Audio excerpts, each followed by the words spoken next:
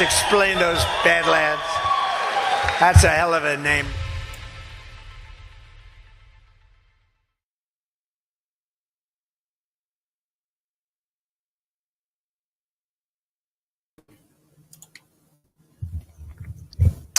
All right. Good afternoon, everybody, and welcome to another installment of the Devolution Recap Series.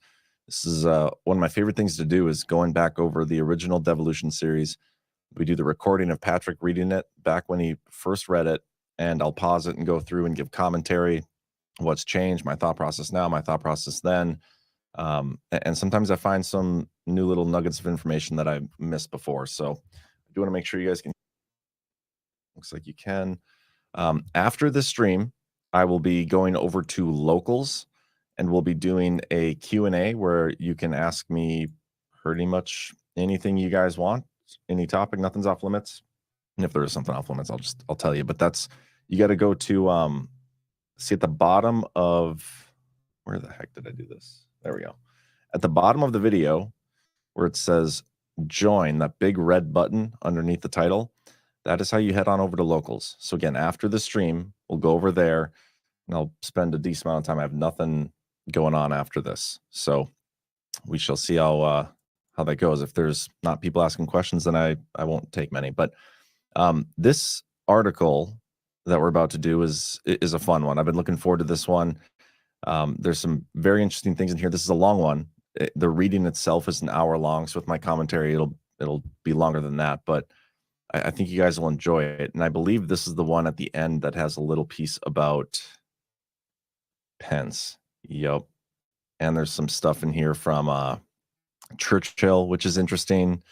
It's a fun one. So we'll go through that. But before we do anything, I do want to give a quick shout out to the sponsor of this show. It's a new show and it's very inconsistent. So it's hard enough to find sponsors, but very much appreciate the good folks who sponsor the show over at City Zoo.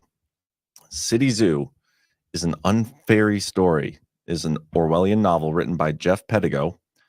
He is Captain Seth Keshel's reclusive map guy. So if you follow Seth Keshel, you're familiar with those maps. The book is available from Amazon on July 17th, which was last week. That's awesome. So brand new, guys. Timing is great.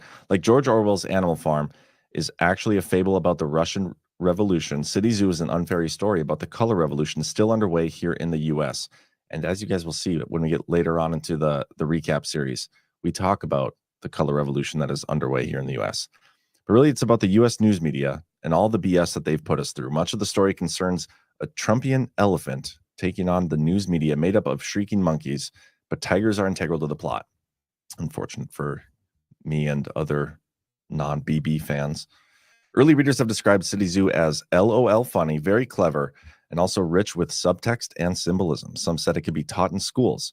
So please learn more at badlandsmedia.tv/cityzoo. The author would like to take this opportunity to thank the Badlands community after City Zoo sponsored last week's edition of Hindsight 2020. The hardcover went from a sales ranking of over 300,000 to 91,000. That's a huge improvement. Please help push it to the top 100. We can do it, guys. We got to support those in our community, support the sponsors who support Badlands, and you can support the whole community. The ebook is only $9.99. Head over to badlandsmedia.tv/cityzoo for the book, City Zoo. And once again, thank you so much, author Jeff and City Zoo for sponsoring this. I'm going to get my hands on a copy of this and read this bad boy. But all right, guys, let's get into this. And I do apologize. I was not on last Saturday's Power Hour. I was basically in a location where I didn't have much service. And when I say not much, I barely had any. I barely had cell service. So it was kind of nice, though, to get away for like a weekend from the info war. But I shouldn't miss much for a while. So shouldn't happen again. But anyway, let's get into this right away since it's a long one. And again, don't forget to head over to locals after this for a Q&A. I will pause it once we get to some relevant info. Devolution, Part 8. Bam. Y'all ready? Y'all ready for this? I'm ready. Here we go. Devolution Part 8. How and when. Don't forget patelpatriot.substack.com for all the previous installments of the Devolution series. 8:30 p.m. Central Standard Time. Check this out on Jillian Reese Art at Odyssey. Special thank you to contributing author A.C. Harmony for her help editing. This past week, I have been writing what would have been Devolution Part 8, a rather complicated piece with lots of detail to sort out. However, the piece I was writing is being pushed back to Part 9 because some important pieces of circumstantial evidence relating to devolution finally clicked for me. I will always give credit where credit is due, and there is certainly some credit due here to a couple people. I was having a conversation on Telegram with a friend named John. He said a member of our Spitballers Telegram group had a message he found interesting. This shows the importance of the devolution theory gaining more traction. More people are adding bits and pieces to the puzzle. Thank you to both John and Lurehound. Here was the message that kicked off this article. Real quick, I will say, so I was talking about Part 9 here. It took me forever. We'll get there. Next, actually, it'll be a little while because I was working on that. It's the military one where we go through. I had to like educate myself on how the military worked and all the combatant commanders and everything. But there was, as I was working on that, I ended up writing Part 8 and then 2 addendums before I even got to Part 9, which was crazy. From Lurehound, Trump tweeted at 4:49 p.m. on December 13th. 3 tweets. The last sentence is all caps. It reads, "Therefore, votes cannot be certified. This election is under protest." He was telling us. This tweet ties directly into devolution and the suspending of the electoral college vote count, if that's what he did. I have the tweet in JPEG. Not sure I can post it. We go over those tweets quite a bit, I think, in this article and in Part 16, and I refer to it quite a bit on the Power Hour. Quick question for you guys in the chat, though. Do you think we should listen to this in a little bit faster speed, like 0.125, let's say? If you guys want me to try doing that and see how it goes, let me know, and we'll give it a whirl. If it's too fast, we can always turn it back. You know what? I'm just going to do it, and then if it's too fast, let me know. The battlefield. Back to Patel.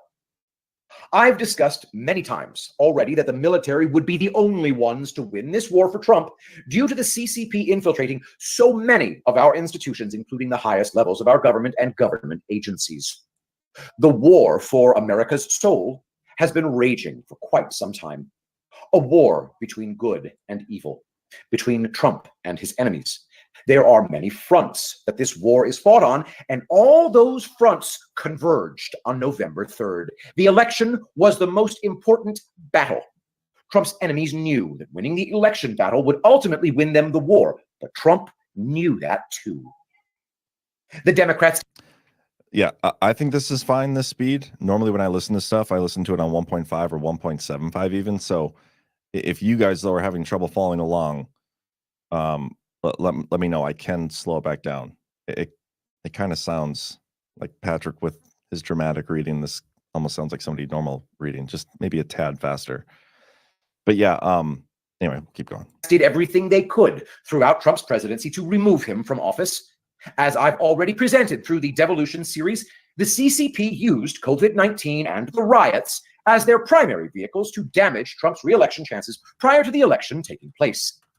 When nothing worked, and Trump was clearly going to win by a landslide, Trump's enemies were forced to alter the election results using the voting machines on top of other methods. Isn't that funny? Like, that's right where we're at right now again. Like, Trump is heading for another landslide. That's what he had in 2020. He's heading there again right now. There's no denying it. But the media, everything, they're pulling out all the stops to make Kamala look like she can win. They're whitewashing history. The Google algorithms are all messed up to favor Kamala. I mean, it's crazy what they're doing. They have no shame. about doing it. They don't care about the repercussions. They don't care about the morality of anything. They don't care about breaking the law. They just want to stay in power and keep their money train going. I'm more convinced now, especially after one of the comments Trump made. And maybe I'll talk about this at the end of the show. Somebody remind me. One of the comments Trump made at the Bitcoin conference makes me feel even more confident in what I've been saying for like 2 or whatever, ever since the midterms, that unless there's some sort of election reform, unless they fix the elections, they're going to keep stealing them. I think that's where we're going now. And I think Trump kind of subtly admitted to it. These two facts are important because in order for the military to take an active role in this war, they needed a legal reason for doing so. Chinese Communist Party involvement was their reason. Devolution Part 6 lays out how the military could legally get involved in monitoring Antifa, as well as when they were able to get involved. Devolution Part 7 lays out how the military could legally get involved with the election theft. But we have been missing the when. When did the military move from planning to implementing devolution? I now think I can answer that question, and I believe that answer comes from a tweet that serves as a connection between Antifa and the election theft. I'll say this again. I said it last week when we covered, I think we did part 7 last week, right? I can't remember which episode I skipped over, but right now, I think I was getting too specific. Like looking back at this, I don't know for sure when any of this stuff happened. I don't know when they implemented devolution. Some people say it could have been even years prior to this moment in time in 2020 or whatever, when we're talking about this. I really have no idea. And the stuff we're about to go through, it's some interesting data points. Like there's some interesting connections, and I think it's definitely worth remembering and going through. But even I don't know for sure if any of this is 100% accurate. There's a lot of circumstantial evidence that something took place, that specific details we may never know. And anybody claiming to know with 100% certainty or with inside information or anything, they're full of shit. Like nobody knows for sure exactly how any of this stuff went down. Daniel Scavino Jr. Trump first met Scavino on the golf course in 1990. He is and always has been one of Trump's closest allies and confidants. At first, I wasn't sold on the idea that Scavino would be in the know about devolution. Until there was enough circumstantial evidence to prove otherwise, I couldn't get my head wrapped around the idea that either Trump or the military would involve Trump's White House social media director. My personal theory regarding devolution is constantly evolving as I continue to research, and I'm now certain that Scavino is in the know. That certainty comes from this one picture.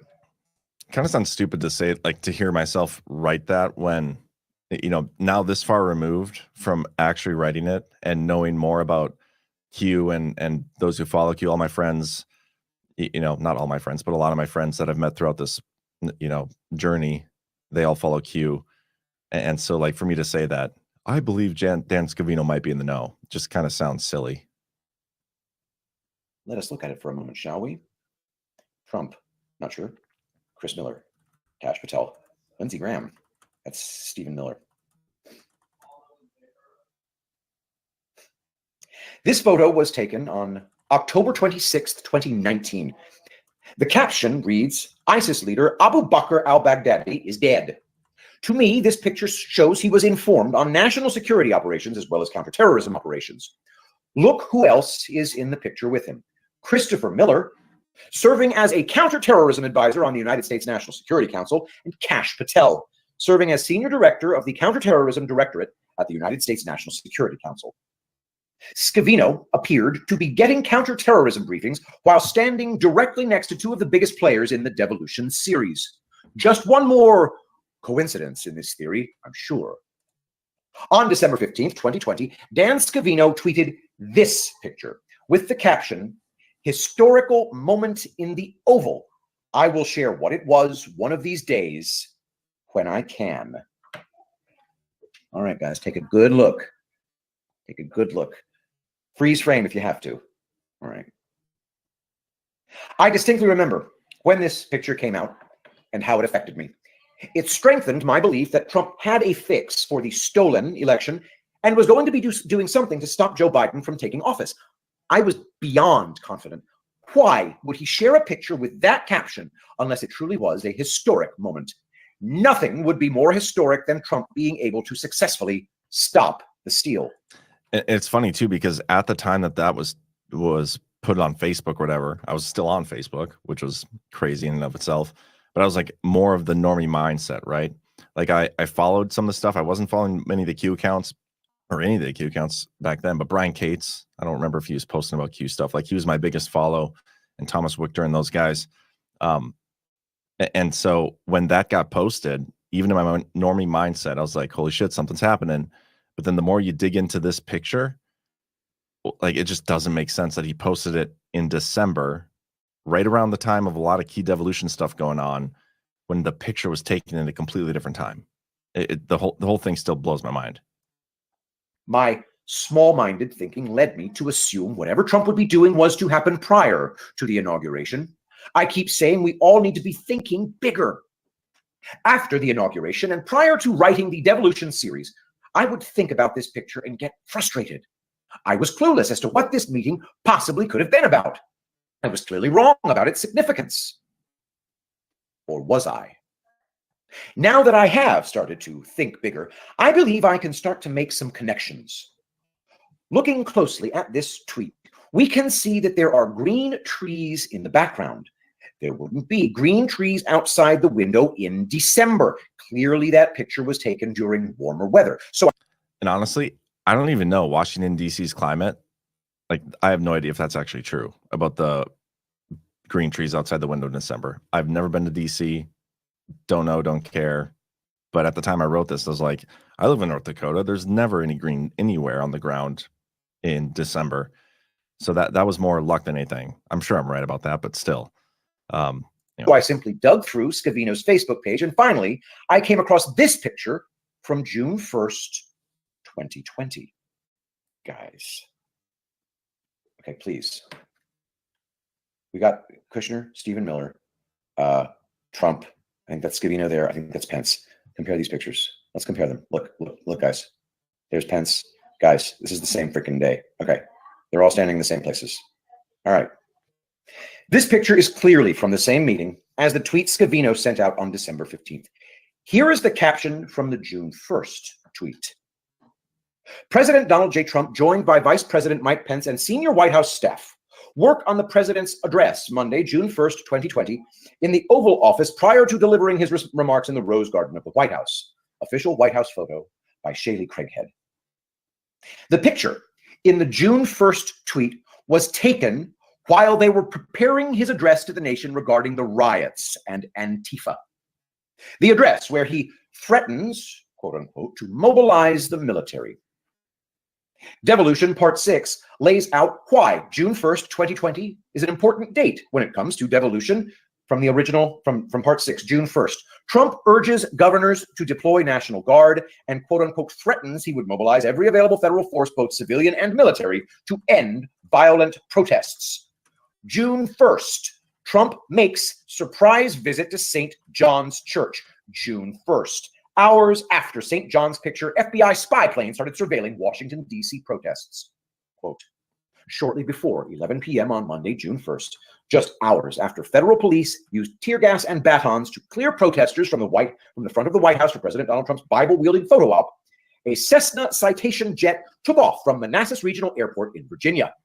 Until about 1:30 a.m., it flew in a 7-mile circle around central Washington, D.C., surveilling the protests.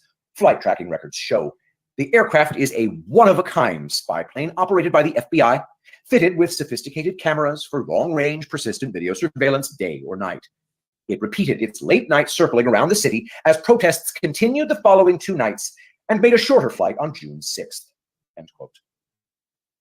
The military knew before June 1st that there were foreign actors involved in these riots, but they didn't get involved with active surveillance, publicly anyway, until it got to the point that city and state governments failed in their duty to protect the citizens of their states.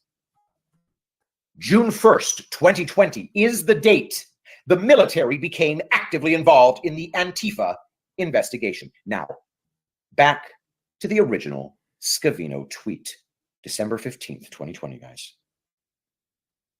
Why didn't Scavino say it was a historic moment when he released the first picture from this meeting on June 1st?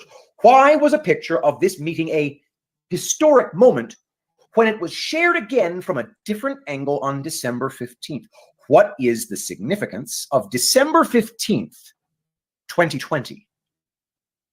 There are a lot of important things happening around this time frame. The first date to point out is December 18th, 2020, the date the intelligence community was to submit its assessment on foreign threats to the 2020 U.S. elections as required by Executive Order 13848, citation Devolution Part 7. Keep that in mind as I continue. Jon Ratcliffe, December 12th, 2020. Director of National Intelligence Jon Ratcliffe posted this to Twitter. Traveling with President Trump to honor America's armed forces at today's Army-Navy game, college football's greatest rivalry. December 12th, 2020. So, we know DNI Ratcliffe spent some significant time with President Trump on December 12th. The very next day, on December 13th, President Trump posts this to Twitter. These are the tweets Lurehound and John from Telegram were referencing. Donald J. Trump tweets December 13th, 2020. Swing states that have found massive voter fraud, which is all of them, cannot legally certify these votes as complete and correct without committing a severely punishable crime. Everybody knows that dead people, below age people, illegal immigrants, fake signatures, prisoners, and many others voted illegally. Also, machine glitches, another word for fraud, ballot harvesting, non-resident voters, fake ballots, stuffing the ballot box, votes for pay, roughed up Republican poll watchers, and sometimes even more votes than people voting took place in Detroit, Philadelphia, Milwaukee, Atlanta, Pittsburgh, and elsewhere. In all swing state cases, there are far more votes than are necessary to win the state and the election itself. Therefore, votes cannot be certified. This election is under protest. Trump was never afraid to vent about the election fraud on Twitter. But the day after spending significant time alone with DNI Jon Ratcliffe, he vents about specific examples of fraud, including machine glitches, and twice states that we cannot legally certify the votes. Recall Devolution Part 4, where I present my theory about President Trump suspending the Electoral College vote. What do you think DNI Jon Ratcliffe and President Trump talked about on the day of the Army-Navy football game? I believe it has to do with what I covered in Devolution Part 7. Here is the relevant breakdown from Executive Order 13848 from that article.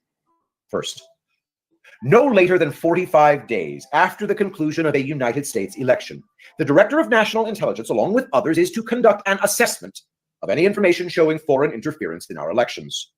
One of the members receiving this assessment is the Secretary of Defense. Within 45 days of receiving that assessment, the Attorney General and the Secretary of Homeland Security are to make a report evaluating, first, how badly the foreign interference affected the security and integrity of our election infrastructure, counting of votes, transmission of results, and next, if the foreign interference targeted election infrastructure relating to specific campaigns or candidates and how it could have affected that campaign's information or data. One of the members receiving that report is the Secretary of Defense.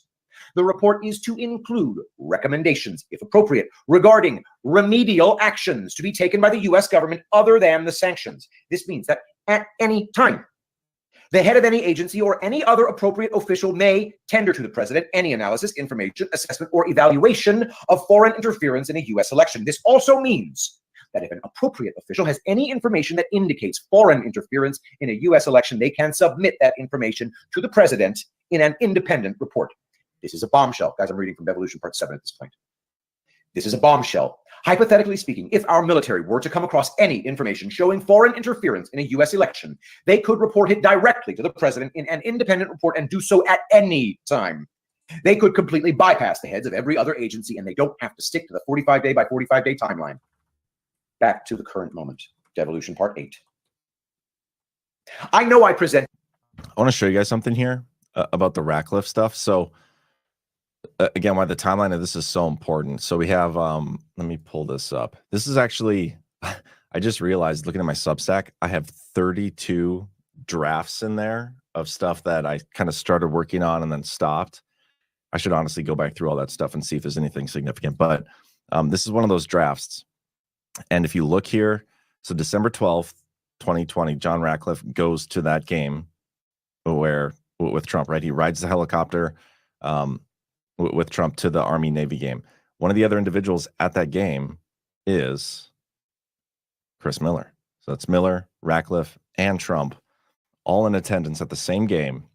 And then it's the very next day that Trump tweets out all these things about the election fraud and everything. So that date, that game, that Army-Navy game, the significance of Trump's tweets immediately after that, it can't be overlooked. Like those are such a huge time period in the devolution stuff, especially just coming days after, like would that be 6 days after, the Army-Navy football game was 5 days after Executive Order 13961, like the most important executive order to the devolution series, in my opinion.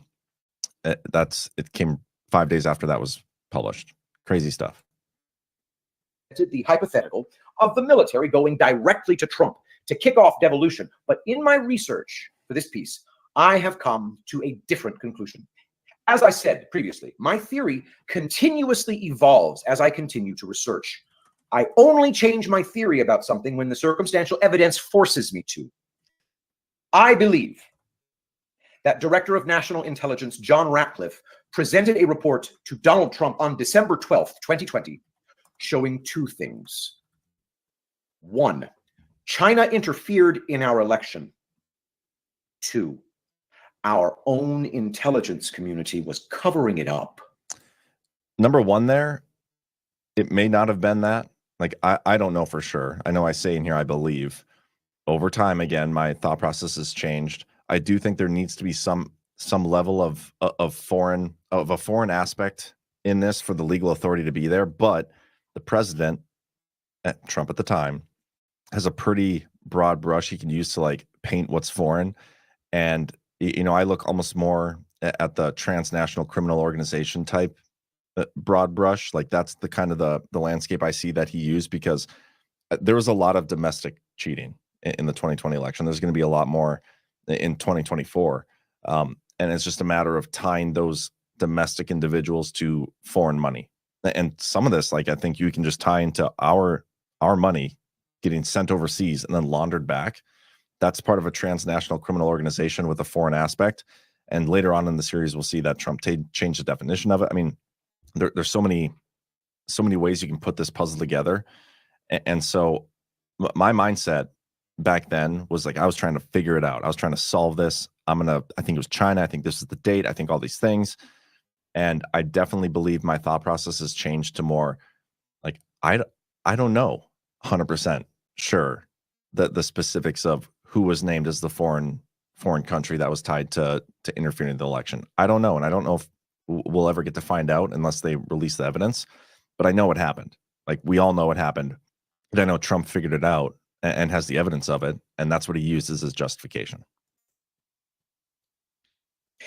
6 days after DNI Ratcliffe attended the Army-Navy game with President Trump, it was reported that the intelligence community assessment would be delayed, quote, amid dispute over whether China sought to influence the 2020 election. Devolution Part 7 lays out that when the intelligence community finally submitted their assessment on January 7th, 2021, DNI Ratcliffe released his memo titled Views on Intelligence Community Election Security Analysis. The first paragraph of that memo reads, quote, from my unique vantage point, DNI Ratcliffe, as the individual who consumes all of the U.S. government's most sensitive intelligence on the People's Republic of China, I do not believe the majority view expressed by the intelligence community analysts fully and accurately reflects the scope of the Chinese government's efforts to influence the 2020 U.S. federal elections, end quote.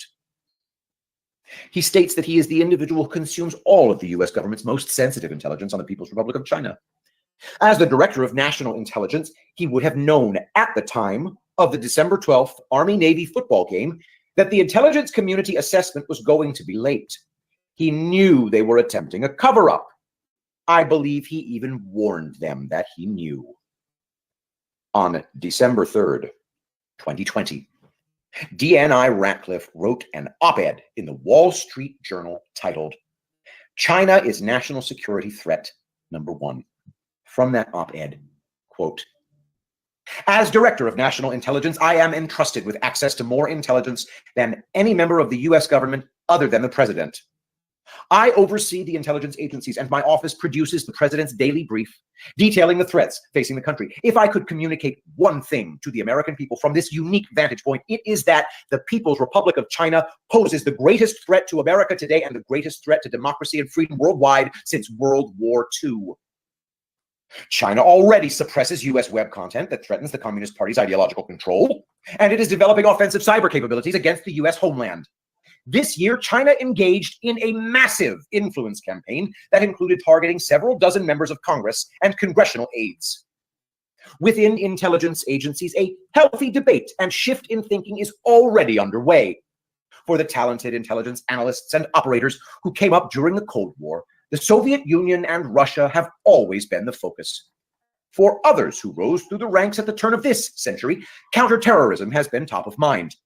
But today, we must look with clear eyes at the facts in front of us, which make plain that China should be America's primary national security focus going forward. Another thing to think about, guys, here, later on in the series, part 16, the first half of it is all about all these key individuals who are Devo adjacent or Devo direct, talking about how China's the number one threat. Okay. At the time of writing that, and especially that article, but this article too, I was writing it to kind of say, like, you know, all you people out there that are saying, what if Putin and Xi are working with Trump to defeat the deep state? Like, this is them telling you that's not the case. Okay. And my thought process has definitely changed since then. I think it's possible. I definitely have more of a mindset of what Chris talks about, like the good twin, evil twin type thing. Every country has good guys and bad guys fighting against each other for different interests, right? And the deep state is usually fighting on behalf of the global entity of the deep state to work against the good guys in each specific country, where the good guys in that country are just kind of working on behalf of themselves, like the good interests of their country. Or the good guy interests of their country. I think it's been that way for a long time.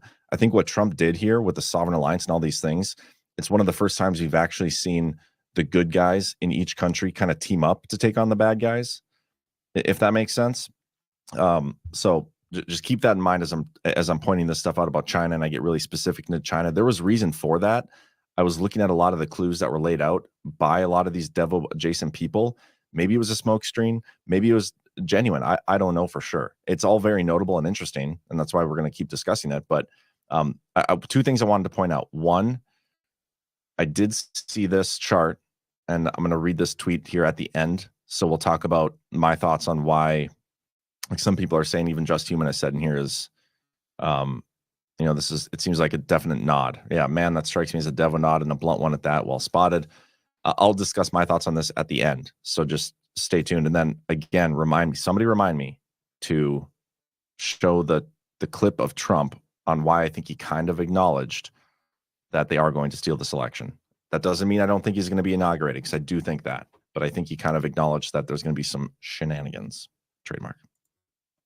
Other nations must understand this is true for them as well. The world is being presented a choice between two wholly incompatible ideologies. China's leaders seek to subordinate the rights of the individual to the will of the Communist Party. They exert government control over companies and subvert the privacy and freedom of their citizens with an authoritarian surveillance state. We shouldn't assume that Beijing's efforts to drag the world back into the dark will fail just because the forces of good have triumphed before in modern times. China believes that a global order without it at the top is a historical aberration. It aims to change that and reverse the spread of liberty around the world. Beijing is preparing for an open-ended period of confrontation with the U.S. Washington should also be prepared. Leaders must work across partisan divides to understand the threat, speak about it openly, and take action to address it. This is our once-in-a-generation challenge. Americans have always risen to the moment, from defeating the scourge of fascism to bringing down the Iron Curtain. This generation will be judged by its response to China's effort to reshape the world in its own image and replace America as the dominant superpower. The intelligence is clear. Our response must be as well. End quote from that article. Back to Devolution Part 8 with Patel.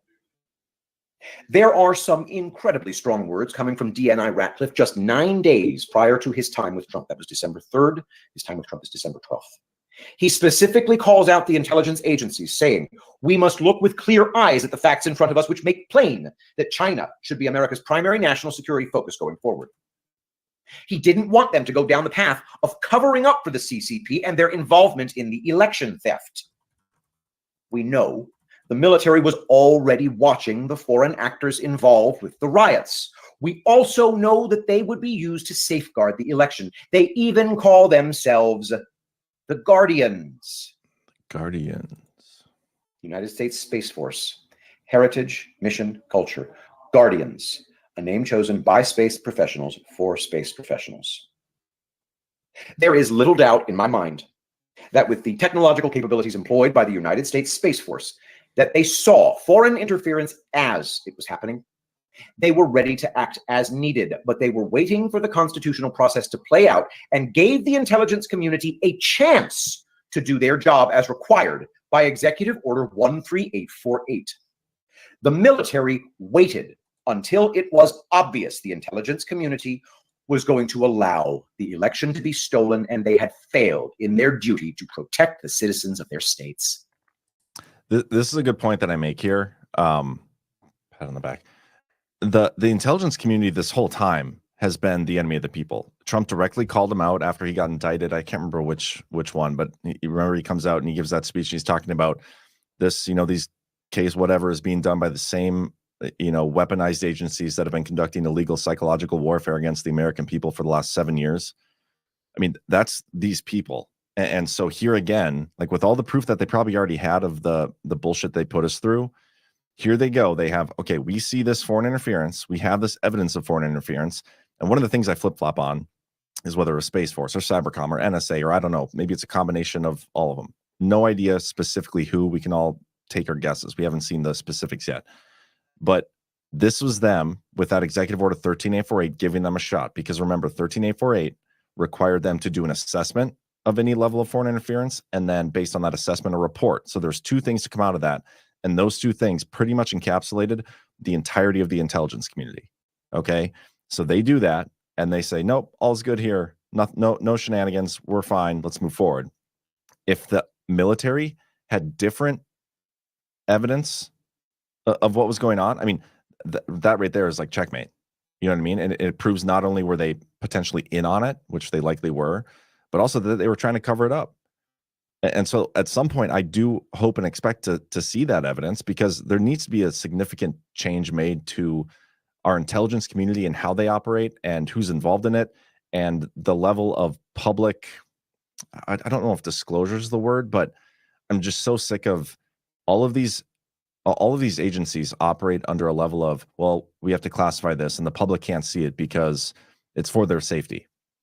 They can hide so much wrongdoing under that justification, and we wouldn't even be the wiser because nobody's there to there's no oversight to that. You know what I mean?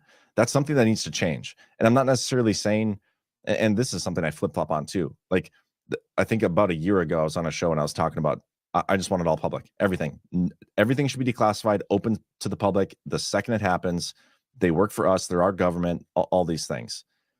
And now, maybe that's a little too much of a flip in the other direction. Like maybe a couple months, maybe but there just has to be some way to have oversight into what actually needs to be classified for our national security, because the way it is with the blanket approach, they hide so much bullshit under that blanket approach, and something needs to be addressed there. And I think Trump is going to do that. He's talked about destroying the CIA, whatever. So we'll see.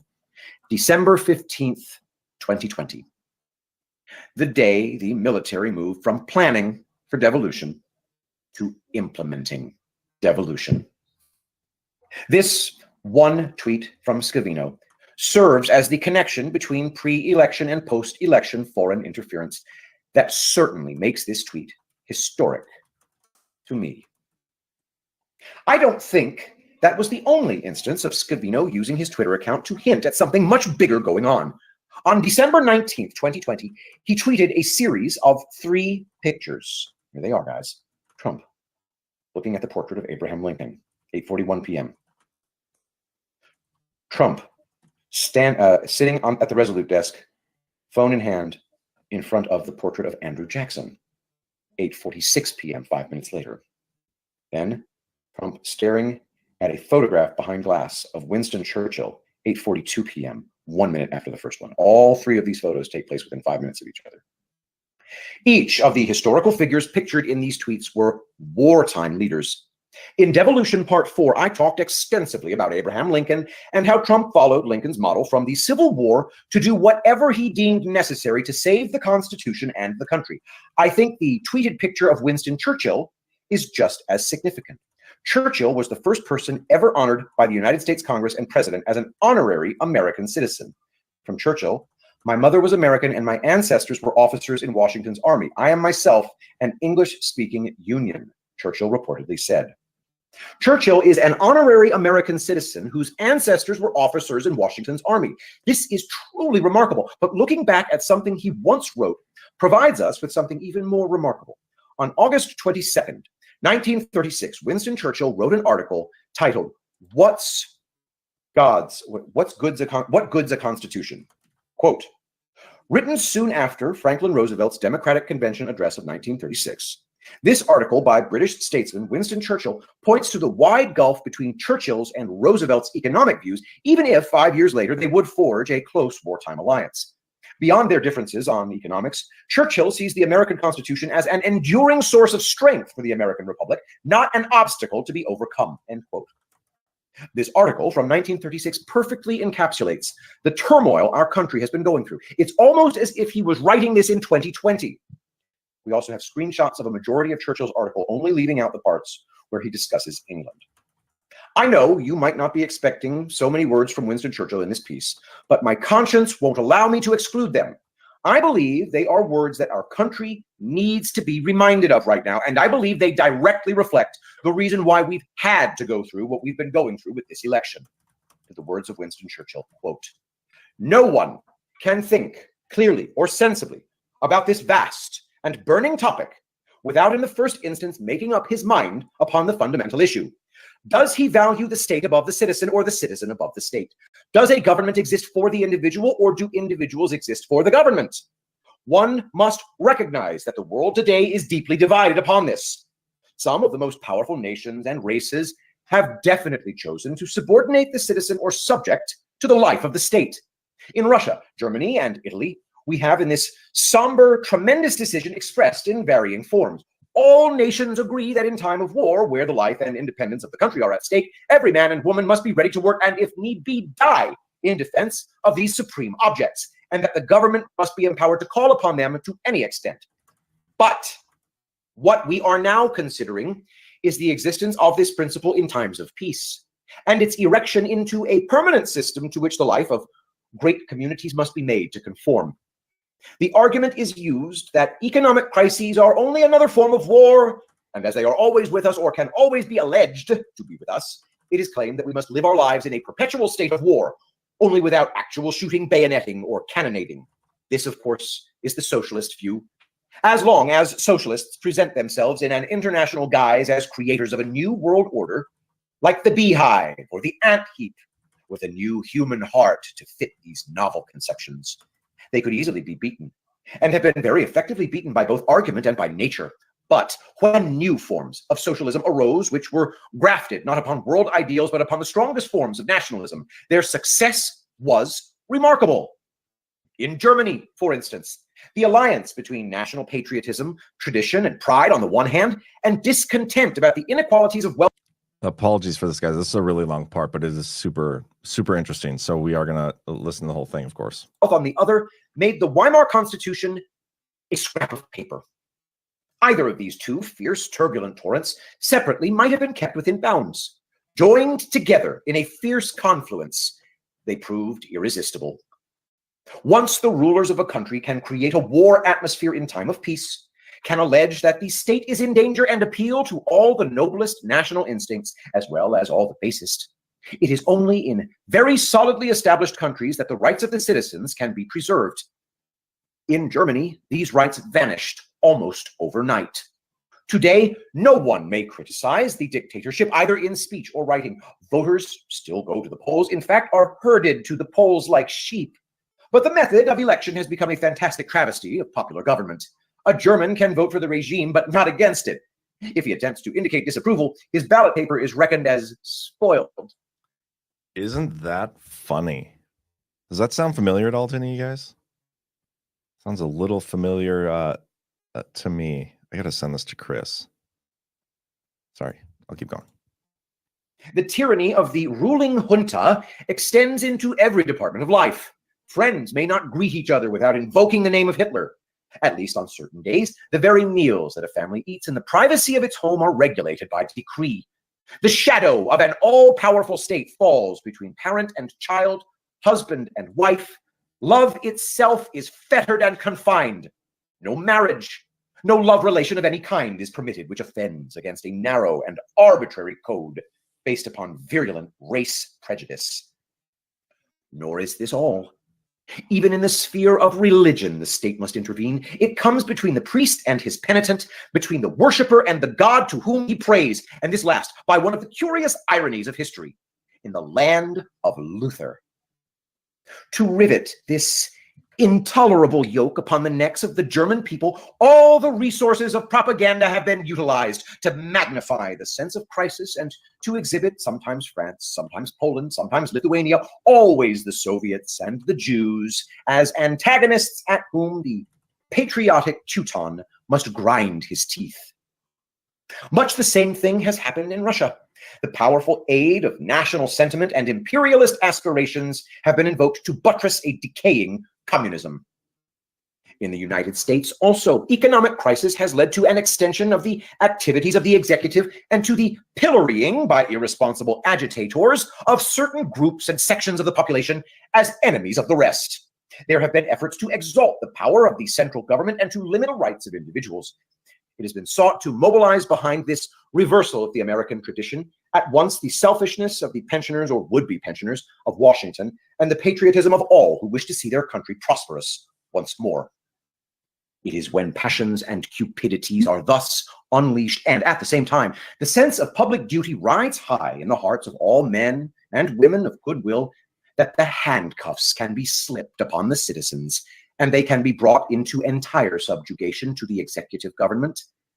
Then they are led to believe that if they will only yield themselves body, mind, and soul to the state and obey unquestioningly its injunctions, some dazzling future of riches and power will open to them, either as in Italy by the conquest of the territories of others, or as in America by a further liberation and exploitation of the national resources.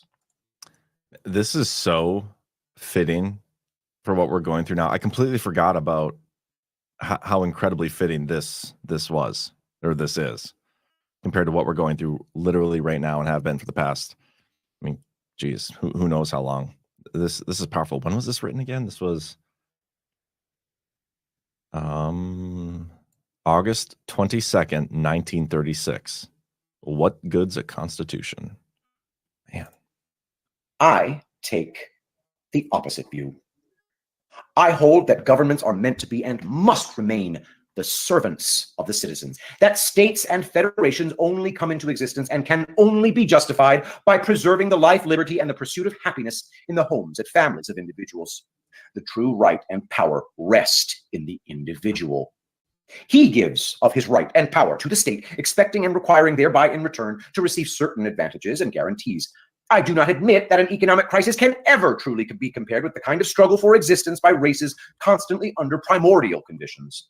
I do not think that modern nations in time of peace ought to regard themselves as if they were the inhabitants of besieged cities, liable to be put to the sword or led into slavery if they cannot make good their defense. One of the greatest reasons for avoiding war is that it is destructive to liberty.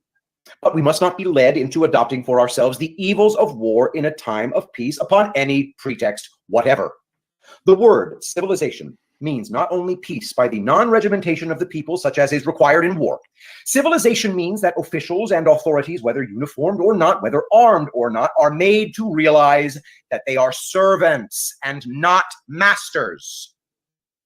Socialism, or Overweening state life, whether in peace or war, is only sharing miseries and not blessings. Every self-respecting citizen in every country must be on his guard, lest the rulers demand of him in time of peace sacrifices only tolerable in a period of war for national self-preservation. I judge the civilization of any community by simple tests. What is the degree of freedom possessed by the citizen or subject? Can he think, speak, and act freely under well-established, well-known laws? Can he criticize the executive government? Can he sue the state if it has infringed his rights? Are there also great processes for changing the law to meet new conditions?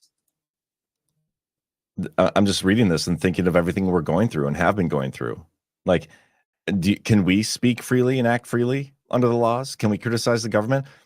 We still can't even like fully stream to YouTube. I can't be on Instagram or Facebook or TikTok or any of these other places because we aren't saying the right things. This is so damn fitting. Judging by these standards, Great Britain and the United States can claim to be in the forefront of civilized communities. But we owe this only in part to the good sense and watchfulness of our citizens. In both our countries, the character of the judiciary is a vital factor in the maintenance of the rights and liberties of the individual citizen. Our judges extend impartially to all men protection, not only against wrongs committed by private persons, but also against the arbitrary acts of public authority. The independence of the courts is, to all of us, the guarantee of freedom and the equal rule of law. It must, therefore, be the first concern of the citizens of a free country to preserve and maintain the independence of the courts of justice, however inconvenient that independence may be on occasion to the government of the day.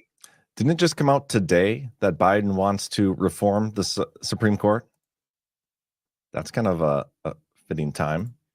But all this implies peace conditions, an atmosphere of civilization rather than militarization or officialization. It implies a balance, an equipoise of society which can be altered only gradually.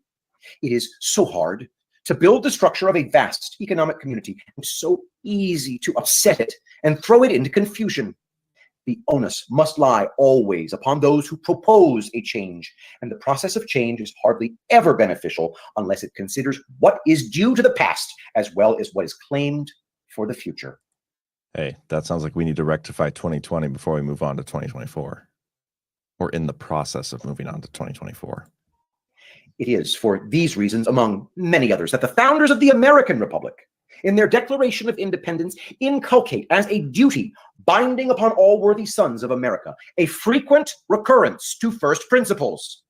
By the way, guys, one of our topics for this upcoming GART Deadwood, is first principles thinking. We have a great lineup for topics at GART. We're going to do, I'll read through them here really quick. Q full circle, navigating post-fact America, which I'm actually really excited about that one. It's kind of a thought process Chris brought up on Badlands Daily last Friday. And I think you guys will, you'll find it very interesting talking about, we can't basically believe anything is fact anymore because of AI and all these other things. It's going to be interesting. MK Ultra, futurism and freedom cities. Like, what would you put in your freedom city if you were in charge of designing it? I think that'll be fun. History of the deep state, the sovereign individual, the sovereign world. So that's kind of like devolution, sovereign alliance, all those things. And then first principles thinking, federalism versus anti-federalism. And then we're probably going to do another one of those Badlands Ask Me Anything where we're kind of, most of the people are up on stage and you ask. And then also, I believe we're on track to show the first preview of our new documentary coming out. So if you haven't yet, if you're not attending in person, make sure you guys get your virtual tickets so that you don't miss out on any of that awesome discussion. Do not let us too readily brush aside the grand, simple affirmations of the past. All wisdom is not new wisdom. Let us never forget that the glory of the 19th century was founded upon what seemed to be the successful putting down of those twin curses, anarchy and tyranny.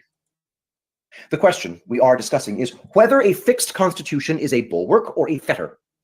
From what I have written, it is plain that I incline to the side of those who would regard it as a bulwark, and that I rank the citizen higher than the state, and regard the state as useful only insofar as it preserves his inherent rights. All forms of tyranny are odious. It makes very little difference to the citizen, father of a family, head of a household, whether tyranny comes from a royal or imperial despot, or from a pope or inquisitor, or from a military caste, or from an aristocratic or plutocratic oligarchy, or from a ring of employers, or a trade union, or a party caucus, or worst of all, from a terrified and infuriated mob. A man's a man for that. The whole point is whether he can make head against oppression in any of its protean shapes and defend the island of his home, his life and soul. And here is the point at which we may consider and contrast the constitutions of our respective countries. When one considers the immense size of the United States and the extraordinary contrasts of climate and character which differentiate the 48 sovereign states of the American Union, as well as the inevitable conflict of interests between North and South and between East and West, it would seem that the participants of so vast a federation have the right to effectual guarantees upon the fundamental laws, and that these should not be easily changed to suit a particular emergency or fraction of the country. The founders of the Union, although its corpus was then so much smaller, realized this with profound conviction. They did not think it possible to entrust legislation for so diverse a community and enormous an area to a simple majority. They were as well acquainted with the follies and intolerance of parliaments as well as with the oppression of princes. To control the powers and conduct of the legislature, said a leading member of the Convention of 1787, by an overruling constitution was an improvement in the science and practice of government reserved to the American states. I was reading the other day a recent American novel by Sinclair Lewis. It Can't Happen Here. Such books render a public service to the English-speaking world. When we see what has happened in Germany, Italy, and Russia, we cannot neglect their warning. This is an age in which the citizen requires more and not less legal protection in the exercise of his rights and liberties. That is doubtless why, after all the complaints against the rigidity of the United States Constitution and the threats of a presidential election on this issue, none of the suggested constitutional amendments have so far been adopted by the administration. This may explain why the 9 old men of the Supreme Court have not been more seriously challenged. But the challenge may come at a later date, though it would perhaps be wiser to dissociate it from any question of the age of the judges, lest it be the liberal element in the court which is weakened. That's so damn fitting. We just got that today from Biden, the reform to the court. I mean, they've been threatening it for a while, but this is, my mind is just blown with how relevant this is. Now, at the end of these reflections, I must strike a minor and different note. The rigidity of the Constitution of the United States is the shield of the common man, but that rigidity ought not to be interpreted by pedants. In England, we continually give new interpretation to the archaic language of our fundamental institutions, and this is no new thing in the United States. The judiciary have obligations which go beyond expounding the mere letter of the law. The Constitution must be made to work. A true interpretation, however, of the British or the American Constitution is certainly not a chop logic or pedantic interpretation. So august a body as the Supreme Court in dealing with law must also deal with the life of the United States, and words, however solemn, are only true when they preserve their vital relationship to facts. It would certainly be a great disaster, not only to the American Republic, but to the whole world, if a violent collision should take place between the large majority of the American people and the great instrument of government, which has so long presided over their expanding fortunes. End of the Churchill article. Back to Patel. Man, that is just so damn interesting. It makes me think. Like, do you guys think if we actually have election integrity and act like can a constitutional republic work if there is truly election integrity? And it's just something that I'm throwing out there. Maybe this is something we could discuss at GART, because some days I don't even know. I don't even know the idea. No, we'll talk about that more later. But I'm curious if you guys have any comments on that. Closing. There is one more person in this story that Oh man, you guys are going to shit yourselves now. This is the part where we go through Pence's letter. So apologies in advance. I still, even though Pence wasn't selected as VP at this point, if we rectify 2020, I have no idea what that means. But I'm still 100% of the belief that Pence did what he had to do, and he did not have any authority to do anything further. And this is the part in the series where I go through that because I was getting so much shit for it, for saying, no, Pence did his role, played his part. He was part of this. And he could not single-handedly overturn the election, but we're about to go through his letter. And one thing I'm interested in, I haven't even looked into this. As vice president, Kamala Harris is supposed to be the head of the Senate, right? The president of the Senate, president pro tempore or whatever. She's the one that's supposed to, oversee or preside over the Electoral College vote. If she's a candidate for president overseeing that, does she have to recuse herself from it? Is there something else? Plus, they've made all these changes to the rules now, allegedly. And how is that going to come into play? That's something I'm going to have to look into. I have yet to talk about, and I think now is the time to view his actions from a different perspective. January 6th, 2020 will always be remembered as a stain on American history. For Mike Pence, January 6th had to be one of the most difficult days of his life. So many Americans who once admired him as a patriot began vilifying him as a Judas.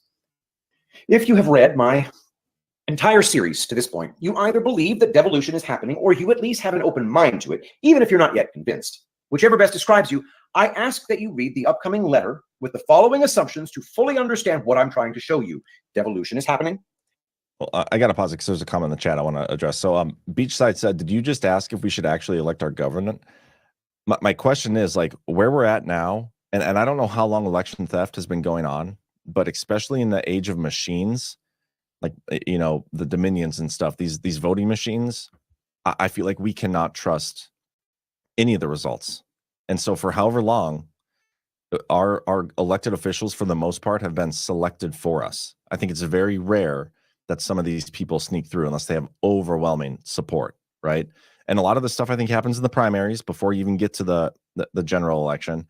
But especially lately, the last 2020 election and the midterms in 2018, 2022, I think it's been bad, rife with fraud. And so I'm saying, if we can get to a point where we can actually trust that our elections are legitimate and we actually put into office people that are elected to be there, who hopefully have the best interests of their constituents in mind, can something like a constitutional republic work? That's my question. Hypothetical. I haven't honestly thought through all this stuff, but I just wanted to throw it out there. Trump suspended the Electoral College vote. Biden, assuming office, and this is another great comment here too from Jeff Head, the author of the sponsor of today's show, City Zoo. We have to have honest info to vote effectively. And that's the other part of this, because we're living in kind of a post-fact America, which we're going to discuss at GART. Is it even possible? It's so difficult to navigate this stuff. And I think the discussion we're going to have about post-fact America, and the point Chris makes, kind of about taking things locally and doing things at the local level, especially if you have less federal government, that's how it should be. That's the structure you need, because it's so hard to know what's going on all over the place in the world or at a national level and try to make an educated decision on what's supposed to happen there. But in your local community, you should be able to find out what's going on and how to fix things and what to do. And that's where the change needs to initially take place, right? It's the local action, national impact approach from General Flynn. Had to happen. With those assumptions as pretext, let's go through the letter Mike Pence wrote on January 6th, 2021, the day of the Electoral College vote. Dear colleague, today, for the 59th time in our nation's history, Congress will convene in joint session to count the electoral votes for President of the United States. Under our Constitution, it will be my duty as Vice President and as President of the Senate to serve as the presiding officer. After an election with significant allegations of voting irregularities and numerous instances of officials setting aside state election law, I share the concerns of millions of Americans about the integrity of this election. The American people choose the American president and have every right under the law to demand free and fair elections and a full investigation of electoral misconduct. As presiding officer, I will do my duty to ensure that these concerns receive a fair and open hearing in the Congress of the United States. Objections will be heard, evidence will be presented, and the elected representatives of the American people will make their decision. Our founders created the Electoral College in 1787, and it first convened in 1789. With the advent of political parties, the Electoral College was amended in 1804 to provide that electors vote separately for president and vice president. Following a contentious election in 1876, with widespread allegations of fraud and malfeasance, Congress spent a decade establishing rules and procedures to govern the counting of electoral votes and the resolution of any objections. End quote from Pence. Back to Patel. Right away, he tells us that he will be doing his duty as the presiding officer under our Constitution. He goes on to tell us that he shares concerns regarding election fraud and states, quote, the American people choose the American president. Interesting. He added American here, as it was already implied, and have every right under the law to demand free and fair elections and a full investigation of electoral misconduct. He knows it's our right to choose the president and that electoral fraud should be looked into, but he also knows it's the role of elected representatives to handle these situations as they arise during the Electoral College vote. It's not his job to interject. Back to Pence. During the 130 years since the Electoral Count Act was passed, Congress has, without exception, used these formal procedures to count the electoral votes every 4 years. Given the controversy surrounding this year's election, some approach this year's quadrennial tradition with great expectation and others with dismissive disdain. Some believe that as vice president, I should be able to accept or reject electoral votes unilaterally. Others believe that electoral votes should never be challenged in a joint session of Congress. After a careful study of our Constitution, our laws, and our history, I believe neither view is correct. The president is the chief executive officer of the federal government under our Constitution, possessing immense power to impact the lives of the American people. The presidency belongs to the American people and to them alone. When disputes concerning a presidential election arise, under federal law, it is the people's representatives who review the evidence and resolve disputes through a democratic process. Our founders were deeply skeptical of concentrations of power and created a republic based upon separation of powers and checks and balances under the Constitution of the United States. And Pence, back to Patel, again, telling us the presidency belongs to the American people. I believe he is telling us that he knows there was foreign interference. The second highlighted part could be viewed from two perspectives, and I think both perspectives are accurate. Quote, when disputes concerning a presidential election arise under federal law, it is the people's representatives who review the evidence and disputes through a democratic process. One, this could be Pence referring to the election audits. It is the people's representatives, state legislatures, who review the evidence, forensic audits. Or two, he could also be referring to members of Congress not actually being the duly elected members of Congress. Quote, it is the people's representatives who review the evidence. What if the people's representatives aren't the ones who were truly elected? How big was this fraud? How many in Congress aren't legitimate? Back to Pence. Vesting the vice president with unilateral authority to decide presidential contests would be entirely antithetical to that design.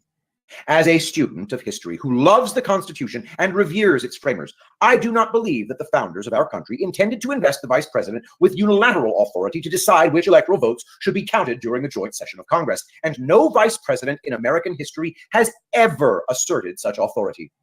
Instead, vice presidents presiding over joint sessions have uniformly followed the Electoral Count Act, conducting the proceedings in an orderly manner even where the count resulted in the defeat of their party or their own candidacy.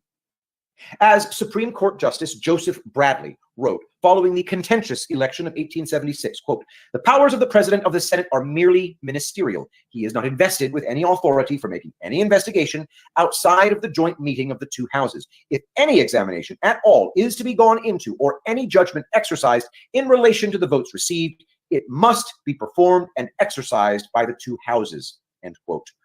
More recently, as the former U.S. Court of Appeals Judge J. Michael Luttig observed, quote, "The only responsibility and power of the vice president under the Constitution is to faithfully count the Electoral College votes as they have been cast," adding, quote, "The Constitution does not empower the vice president to alter in any way the votes have been cast, either by rejecting certain votes or otherwise."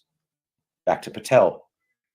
He is again telling us that it isn't his duty in his role while presiding over the Electoral College vote to interject. His only responsibility and power is to faithfully count the Electoral College votes as they have been cast. He knows the votes were cast fraudulently, but his constitutional role prevents him from acting on it. Another thing here, too, a couple things. One, in my opinion, I think they knew that they were going to implement devolution already at this point. I think in this article, we already went through some things from back in middle of December, early to middle of December, where it looked like they were doing something, right? Setting something up. Executive Order 13961 from December 7th. So at this point already, I think they already knew. It had Pence done anything differently, had he interjected or done whatever, we wouldn't have gotten to the point, potentially, where devolution is in play, which I think was the plan the whole time.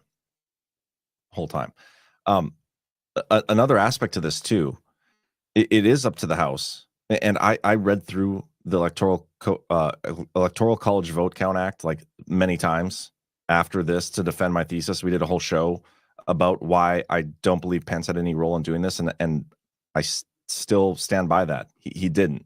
It was up to the House and the Senate and the two chambers separately, and all these rules applied. Conveniently, though, after the J6 stuff happened, the Fedsurrection, that all got thrown out the window. Now, it's bullshit when you think about it, because even if there was some sort of, Fedsurrection, whatever, that didn't change the fact that there were actual issues with the election. They should have came back and they should have continued on with the challenges that were put forth, but instead they used it as an excuse not to have to do any of it. That's what's so ridiculous about the whole thing and frustrating. But because of all this, Trump and saying that Pence could do all these things, and Pence trying to give his own interpretation of law, I don't think I can. Other people saying he could. They changed the rules. Congress went in there and changed the Electoral Count Act to make it harder for challenges to arise, which I think is only going to make it more interesting. I'll use the word interesting because I don't know how it's going to play out, but it's going to be more interesting this coming election with whatever happens. Back to Pence. "It is my considered judgment that my oath to support and defend the Constitution constrains me from claiming unilateral authority to determine which electoral votes should be counted and which should not. While my role as presiding officer is largely ceremonial, the role of the Congress is much different, and the Electoral Count Act of 1887 establishes a clear procedure to address election controversies when they arise during the count of the vote of the Electoral College. Given the voting irregularities that took place in our November elections and the disregard of state election statutes by some officials, I welcome the efforts of Senate and House members who have stepped forward to use their authority under the law to raise objections and present evidence." End quote. Back to Patel.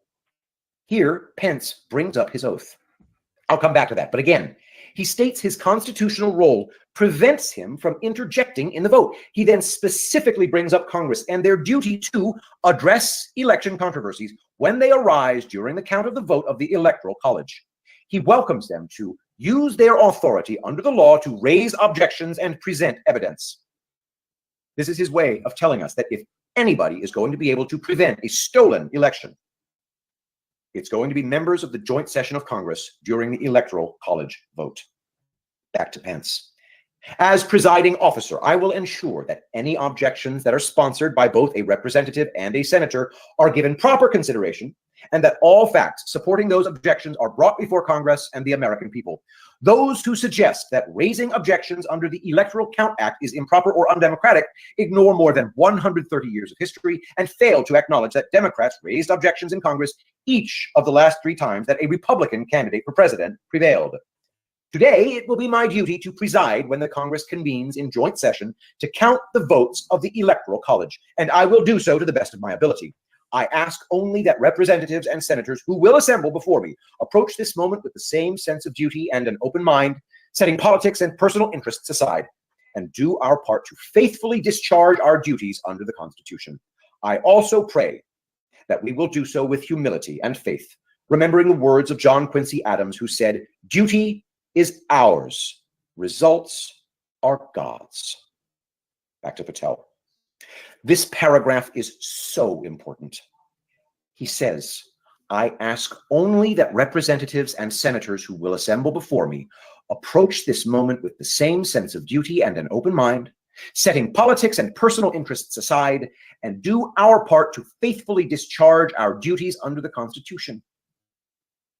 At the opening of a new Congress, representatives beginning their 6-year term, senators 6 years, representatives 2 years, must recite what is called the Congressional Oath of Office. Do you solemnly swear that you will support and defend the Constitution of the United States against all enemies, foreign and domestic, that you will bear true faith and allegiance to the same, that you take this obligation freely without any mental reservation or purpose of evasion, and that you will well and faithfully discharge the duties of the office on which you are about to enter, so help you God? It's from the printed card used by the President of the Senate. In his letter, he is reminding Congress of their oath of office, and he uses some of the exact language to do so. Faithfully discharge our duties. It's almost as if he is giving them a lifeline, an out. He is telling them to do the right thing for their country and not go through with allowing a presidential election to be stolen. Back to Pence. 4 years ago, surrounded by my family, I took an oath to support and defend the Constitution, which ended with the words, "So help me God." Today, I want to assure the American people that I will keep the oath I made to them, and I will keep the oath I made to Almighty God. When the joint session of Congress convenes today, I will do my duty to see to it that we open the certificates of the electors of the several states, we hear objections raised by senators and representatives, and we count the votes of the Electoral College for president and vice president in a manner consistent with our Constitution, laws, and history. So help me God. Michael R. Pence, Vice President of the United States. Back to Patel. He assured us that he would keep his oath to us and to Almighty God. His oath to us is to support and defend the Constitution of the United States against all enemies, foreign and domestic. I truly believe Mike Pence was true to his word. By not doing anything extraordinary or inconsistent with his constitutional role during the Electoral College vote, Mike Pence actually did one of the most extraordinary things a vice president has ever done. By doing his duty, he gave Congress the opportunity to choose their fate.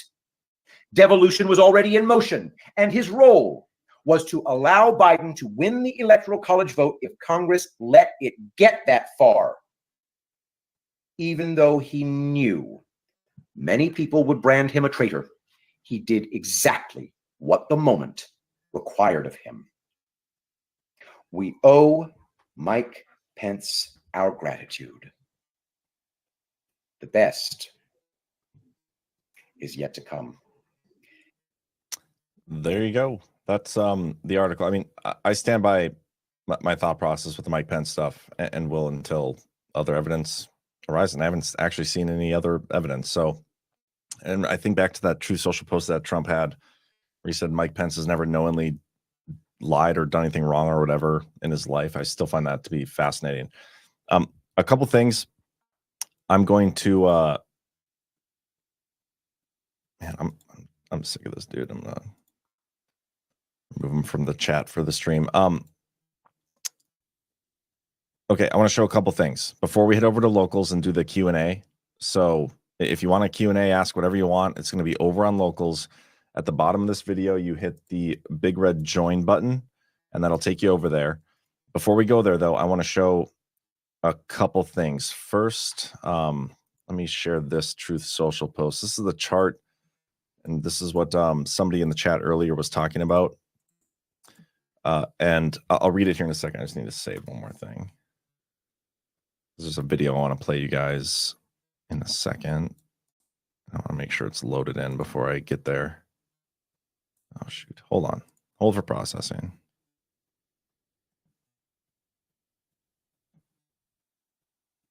Let's see if that works. Okay, there we go. Okay, I'll let that load in, and let's talk about this for a second. So this guy posted this, Astute Actual, or at William Mills over on Truth Social. Did I just discover the biggest proof, in quotes, yet? Something has been bugging me since J13, and I just couldn't shake the feeling until now. Trump, Scavino, and many others keep putting the graphic out there as if it's still quite significant. Yes, I know that the boss attributes the graphic as likely being the reason he's still standing, but I just felt there must be more to it. Then as I scoured it and studied it, again, for the umpteenth time, I caught it.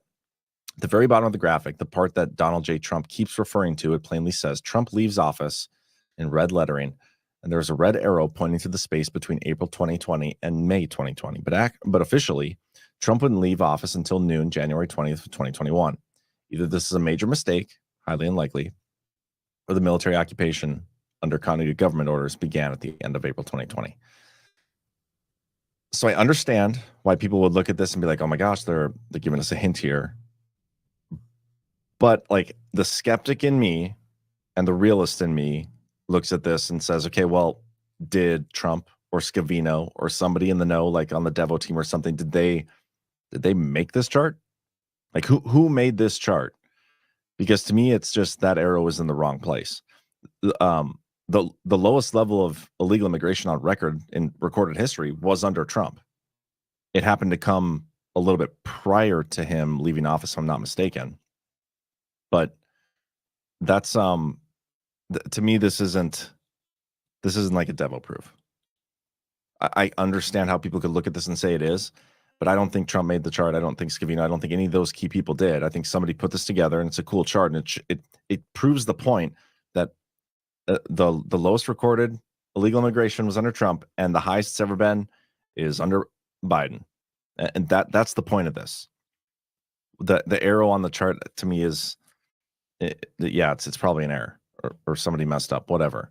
I don't see this as them trying to subtly tell us that, that Trump had been devolution. I don't think they're going to do it in ways like this, but I could be wrong. That's just my opinion on it. Other people look at this and think it's more significant. I pretty much always tend to take the more skeptical approach to stuff. But anyway, okay. Now the other video I want to show before we head over to locals in the Q&A is Trump's Bitcoin speech, or at the Bitcoin conference. He had a little part where he's talking about the election, and it's a change in rhetoric that I think is something we should pay attention to. We've been talking about for a lot. I guess I don't want to speak for everybody. I've been saying for a while, I think they're going to steal 2024. I don't think that means, Kamala's going to be inaugurated. I think Trump is going to be the one that is ultimately inaugurated. How it all plays out, I don't know. But I don't think it's allowed to stand this time. But I think Trump is now, for a while he's been saying, oh, but we can't let that happen. We won't let that happen. All these things are going to take place. The elections are safe and secure, whatever. This is what Trump said at the Bitcoin conference. So pay attention. Stock market gain, they think, is because looks like we're going to win the election. And I don't know what's going to happen with the election. They cheat like hell, and I don't know what's going to happen. But if we win it, this country is going to be boomtown. It's going to be booming like it never boomed before. I'm going to play one more time, but that is a distinct change in rhetoric. He used to always say, we're going to secure it. And now he's saying, I don't know what's going to happen. They cheat like hell if we win. Okay, you catch that? I'm going to play it one more time. Stock market gain, they think, is because looks like we're going to win the election. And I don't know what's going to happen with the election. They cheat like hell, and I don't know what's going to happen. But if we win it, this country is going to be boomtown. It's going to be booming like it never boomed before. So I don't know, guys. I still am of the mindset that the most important exposure or most important thing that needs to be exposed is our fraudulent election system. I think it has to be.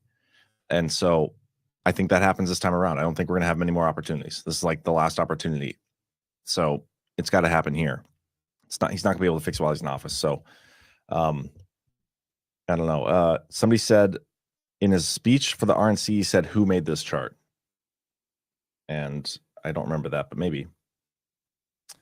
And Mill's work, I removed Ray Carr from the chat just for the stream. He can come back on any other stream, but for this stream, because he was being a douchebag. That's pretty much why, and an asshole. And I don't have to put up with that if I don't want to. So, okay. Guys, I'm going to head over to locals for Q&A. And so I don't know how long I'll be over there. We'll see what you guys ask. But yeah, I'll see you guys over there right now.